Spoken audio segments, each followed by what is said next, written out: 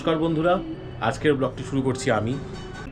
আজকে আপনাদেরকে একটা খবর জানাই, সেটা হচ্ছে আমরা যাচ্ছি আমার শৈশবের দার্জিলিংটা। আমাদের গোছগাছ মোটামুটি কমপ্লিট হয়ে গেছে। আজকে রাত্রিবেলার ট্রেন, কাল সকালবেলা আমরা নামবো শিলিগুড়ি জাংশনে। সেখান থেকে আমরা গাড়িতে করে চলে যাব সোজা শিটং, তাকদা, দার্জিলিং। এই হচ্ছে আমাদের প্ল্যান।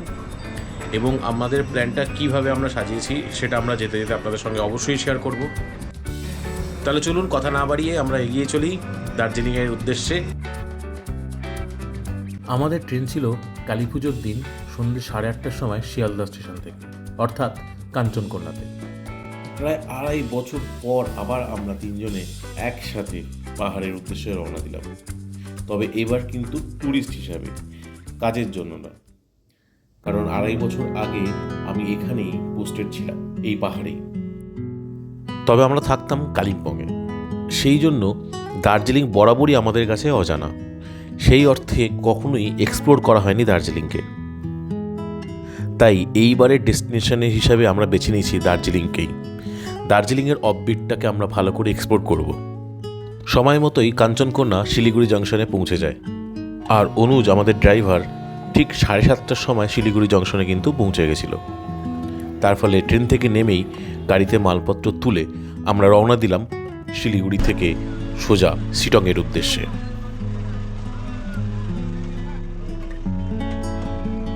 আমাদের গাড়িতে উঠে পড়েছি আমরা শিলিগুড়ি জাংশন থেকে।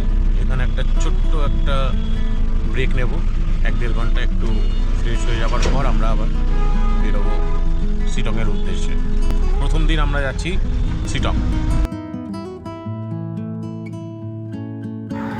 আমাদের ব্রেকফাস্টে ছিল আলুর পরোটা আর ঘুগনি, আর স্পেশাল একটা, এটা কি আচার, পিকল।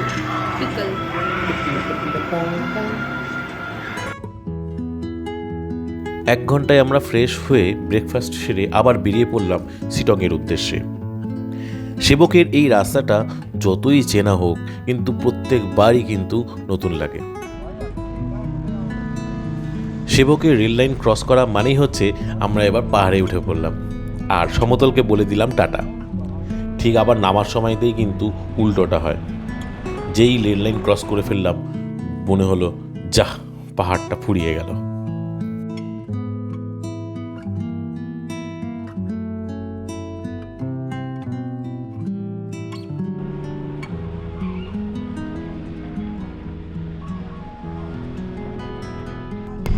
আমরা লাটপাঞ্চারের রাস্তায় বেরিয়ে পড়েছি। আমরা এখন যাচ্ছি, প্রথমে আমাদের पहले में क्या कौन सा आएगा, অহলডারা। প্রথমে আসবে অহলডারা, তারপরে আজকে আমরা দেখব মালদিরাম টি এস্টেট আর নামকিম লেক।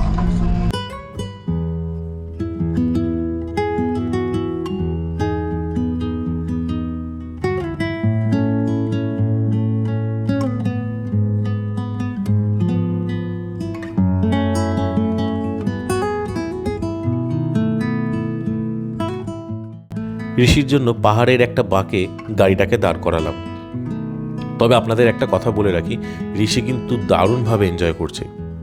অবশ্য এনজয় করবে নাই বা কেন, ঋষির যখন 1 মাস বয়স তখন থেকেই পাহাড়ের এই আবহাওয়ার সঙ্গে সে পরিচিত।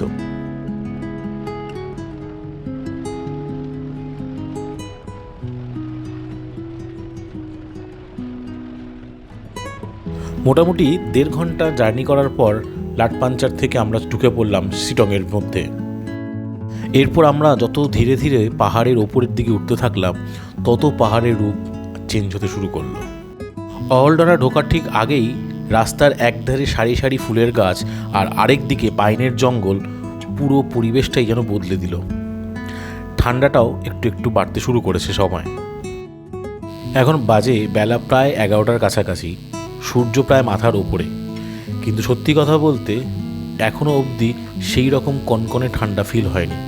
ঠান্ডা আছে ঠিক কথা, কিন্তু তার সাথে গরমটাও রয়েছে। আর সব থেকে উপরি পাওনা হচ্ছে আকাশ কিন্তু পুরো পরিষ্কার। আশা করছি অহলডারা ভিউ পয়েন্টে যাওয়ার উদ্দেশ্য সার্থক হবে। এসে পড়লাম অহলডারা ভিউ পয়েন্টে। আর এসে দেখুন আমরা কি দেখতে পেয়েছি।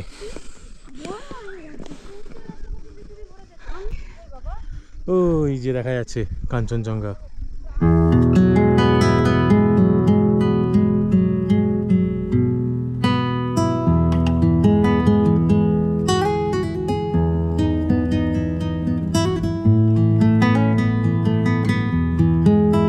অহলডারা ভিউ পয়েন্টের সৌন্দর্য সত্যি কথা বলতে বলে বোঝানোর মতন নয়।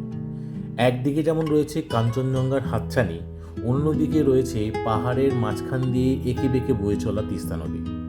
তবে এখানে আরেকটা জিনিস আপনাদেরকে বলতে চাই, এই অহলডারা ভিউ পয়েন্ট থেকে শিলিগুড়ি শহরটাও কিন্তু দেখা যায়, যেটা আমরা খালি চোখে দেখতে পেয়েছি, কিন্তু আমি আপনাদের জন্য ক্যামেরায় ধরতে পারিনি, কারণ একটু হলেও মেঘ জমে আছে দূরে, তার ফলে ওই জায়গাটুকু ধোঁয়াশা ধোঁয়াশা লাগছে।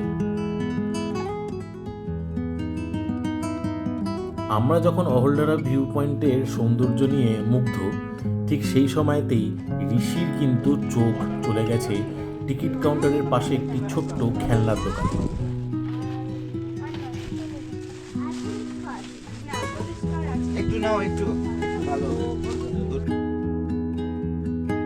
সত্যি সেলুকাস, কি বিচিত্র এই দেশ। আমরা কাঞ্চনজঙ্ঘা দেখে আহা আহা করলেও ঋষি কিন্তু খেলনার জন্য ত্রাহি ত্রাহি জুড়ে দিয়েছিল। আমরা তারপরে একটা চায়ের দোকানে বসলাম চা খাওয়ার জন্য। চা খাওয়াটা আসলে অ্যাকচুয়ালি অজুহাত, যতটাই ভিউ পয়েন্টে থাকা যায়।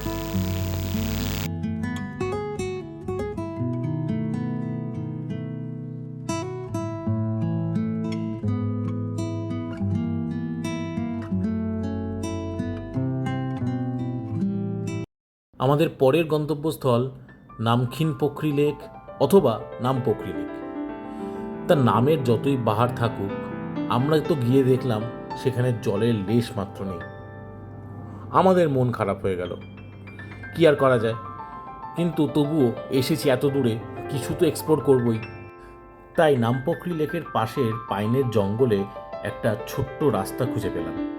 ভাবলাম এই রাস্তা দিয়ে যদি যাই হয়তো কিছু পেতে পারি, কিন্তু কোথায়, সে ঘুরে বালি। এখানে গিয়েও দেখলাম নামপোখরি লেকের জল সত্যিই নেই, কিন্তু একটা জিনিস আমরা পেলাম, সেটা হচ্ছে এই জঙ্গলের মধ্যে যখন আমরা প্রবেশ করলাম, হঠাৎ করেই যেন চারিদিকটা নিস্তব্ধ হয়ে গেল। মনে হলো যেন আমরা একদম ঘন জঙ্গলের মাঝখানে দাঁড়িয়ে, আর ওপর থেকে সূর্য আর গাছের ছায়ার খেলা চলছে।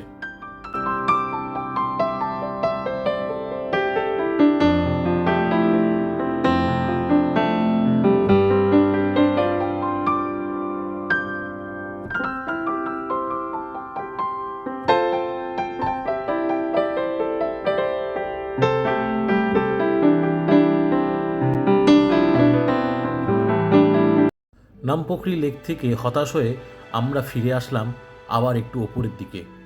এবার আমরা যাচ্ছি শিটংয়ের উদ্দেশ্যে, কিন্তু তার আগে আমরা একটা ছোট্টভাবে ঘুরে নেব লেপচা বুদ্ধিস্ট মনেস্ট্রি। এই সাইট সিনটার কথা বলতে আপনাদেরকে আমি ভুলেই গেছি।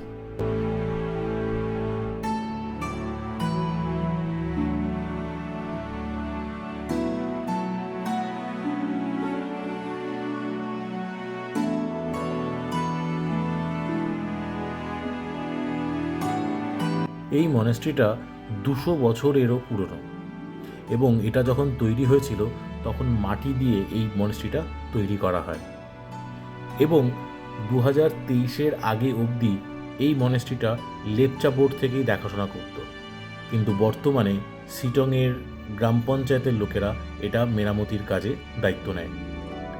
এবং সত্যি কথা বলতে এই ধরনের মনেস্ট্রির সংখ্যা খুবই কম, আর এই ধরনের মনেস্ট্রি বাঁচিয়ে রাখার দায়িত্ব কিন্তু সত্যি কথা বলতে আমাদের ওপরই এসেই পড়ে। সাধারণভাবে দেখতে গেলে মনে হয় যেন এটা কি আছে, একটা তো সামান্য মনেস্ট্রি তো, কিন্তু এর পেছনে যে ইতিহাস লুকিয়ে আছে, সেই ইতিহাস নিয়ে যদি আমরা চর্চা করি তখন আমরা বুঝতে পারবো না সত্যি এইরকম মনেস্ট্রি থাকা সত্যি আমাদের দরকার, কারণ এই সমস্ত মনেস্ট্রি হচ্ছে আমাদের ইতিহাস।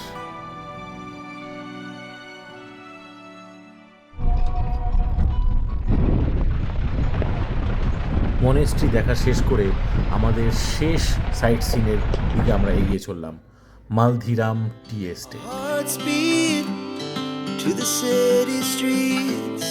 We began to feel the fire. rise like tall buildings as the chemicals they take us higher. The night's young and it's just begun. ঘড়িতে বাজে প্রায় 1:30টার কাছাকাছি।